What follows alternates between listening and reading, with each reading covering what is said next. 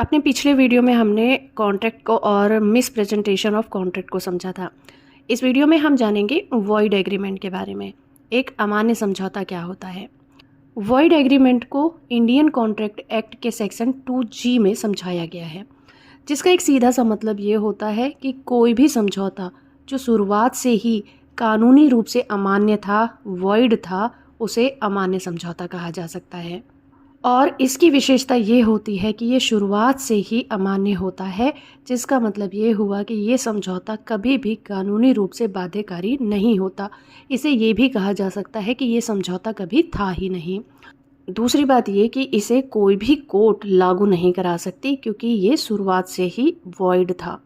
और इस तरह के कॉन्ट्रैक्ट में किसी भी पार्टीज को कोई भी अधिकार नहीं मिलता।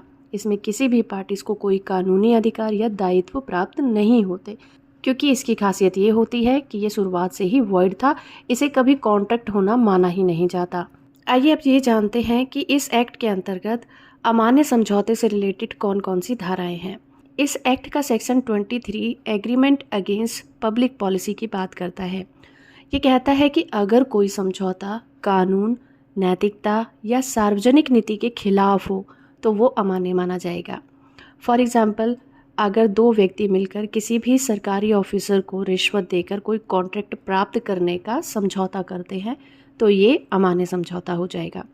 इसी तरह से section 11 agreement with incompetent person की बात करता है। ये कहता है कि अगर कोई व्यक्ति कॉन्ट्रैक्ट करने के लायक नहीं है, जैसे कि मान लीजिए वो नाबालिग है, 18 साल से कम है उसकी एज, या वो मानसिक रूप से अस्वस्थ है, या उसकी मेंटल हेल्थ अच्छी नहीं है, या कानूनी तौर पर उसे अयोग्य घोषित कर दिया गया है, उस व्यक्ति के साथ अगर कोई समझौता किया जाता है तो वो समझौता अमान्य यानी कि वॉइड हो जाएगा। फॉर एग्जाम्पल, 16 साल का एक लड़का है जो बाइक खरीदने का समझौता करता है, लेकिन बाद में पैसे देने से इनकार कर देता है क्योंकि वो नाबालिग है, इसलिए ये समझौता अमान्य होगा। जिसके बाद इस एक्ट का सेक्शन 56 बात करता है agreement to do an impossible act. ये कहता है कि अगर कोई समझौता शारीरिक रूप से या कानूनी रूप से असंभव दिखाई देता है तो इस तरह का कॉन्ट्रैक्ट भी अमान्य होगा। फॉर एग्जाम्पल, अगर कोई व्यक्ति ये कहकर 5 लाख रुपए ले लेता है कि 24 घंटे के अंदर किसी व्यक्ति को चंद्रमा पर भेज देगा, तो ये एक असंभव काम होगा और ये कॉन्ट्रैक्ट अमान्य होगा। इसका सेक्शन 25 एग्रीमेंट विदाउट कंसिडरेशन की बात करता है, जो कि ये बताता है कि अगर कोई समझौता जिसमें कि कोई लीगल कंसिडरेशन ना हो वो अमान्य हो जाता है, लेकिन वहाँ पर कुछ कंडीशन हो सकती हैं। फॉर एग्जाम्पल, राम श्याम से ये वादा करता है कि वो उसे बिना कुछ पैसे लिए अपनी कार दे देगा, लेकिन बाद में देने से इनकार कर देता है, तो श्याम इस समझौते को कानूनी रूप से लागू नहीं करा सकता, क्योंकि यहाँ पर कोई लीगल कंसिडरेशन नहीं थी। और समझौते की एक खासियत होती है कि जब भी समझौता होता है उसमें कंसिडरेशन जरूर होना चाहिए। बिना किसी लेन देन के कोई भी समझौता नहीं माना जाता।